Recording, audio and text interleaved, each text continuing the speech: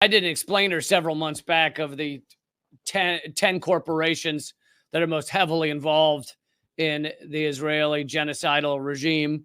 One of them was Starbucks. This article is saying 1 in 3 people around the world are boycotting at least one brand over Israel's war on Gaza. That's the way to do it, is hit the wallet of these capitalist monsters, hit their wallet, and it tends to have a big impact, a bigger impact than a lot of other things. 1 in 3 humans around the globe are boycotting something. I can tell you, I haven't had a Starbucks since this genocide began in October 7th. I've been quasi boycotting Starbucks for years and years, where I was like, I need coffee. The non-Starbucks coffee shop is 7 blocks that way.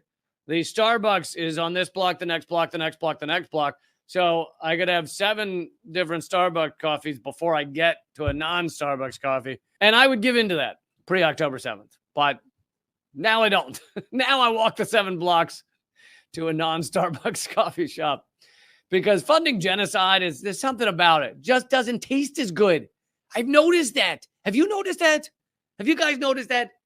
The stuff funding genocide doesn't taste as good anymore. Starbucks coffee, it tastes like it's got a little bit of blood in it. Have you noticed that? It's just something about it. Luckily, most of the other brands that are on the top 10 list of promoting and facilitating Israel is McDonald's. I've boycotted them for about 20 years. Oh, here's something fun, folks, which I will add in unrelated to McDonald's, by the way, was giving free meals to IDF after October 7th. There's some debate as to some people were pointing out that some McDonald's changed their wrappers to blue and white on October 7th, but others said that it was an ongoing campaign pre-October 7th. So it's tough to know whether that's not true. But what was true is McDonald's was offering free meals to IDF in Israel after October 7th. But I just want to throw this in there for you folks. After I quit McDonald's, because I haven't eaten meat in like 20 years, when I get desperate, and really there's no food around, especially if I was like on the road, I would sometimes, it was rare, very rare, but sometimes I would buy McDonald's French fries because I was like, I got to eat something. I got to survive. It became a survival thing. I just found out as of 2 days ago, even McDonald's French fries have meat in them. There is meat in McDonald's fries.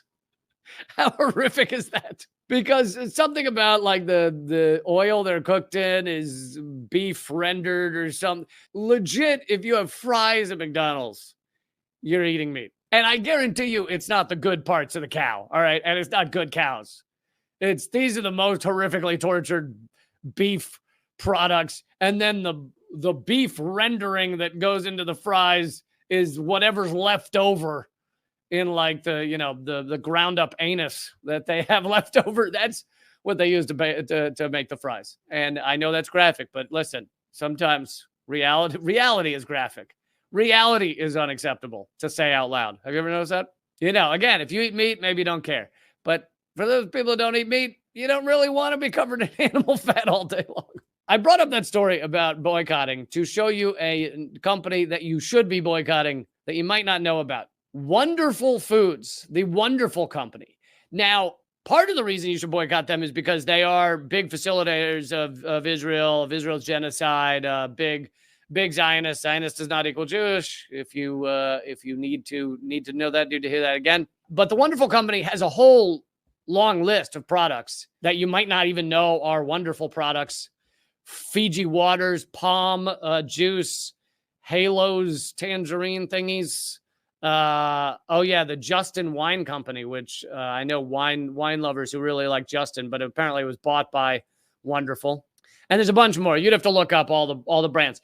Not only is Wonderful facilitating this genocide, they also they're billionaires. The couple that owns them are billionaires that own a lot. They're the biggest single owners of California's water, as much of California struggles to find water.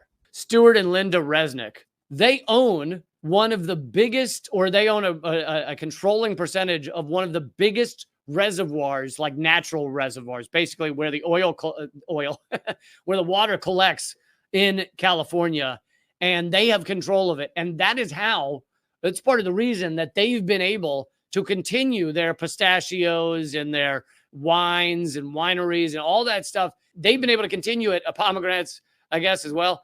Maybe those are grown somewhere else. I don't know. But because they have access to water when most people don't, when most of California has had a lot of drought. I actually did a video of them on them for Mint Press like year and a half ago. It had nothing to do with Israel. I didn't even know they were Zionists. It just had to do with how one billionaire couple controls the water of California. And it really is insane. It's insane that they were ever given the rights to buy that.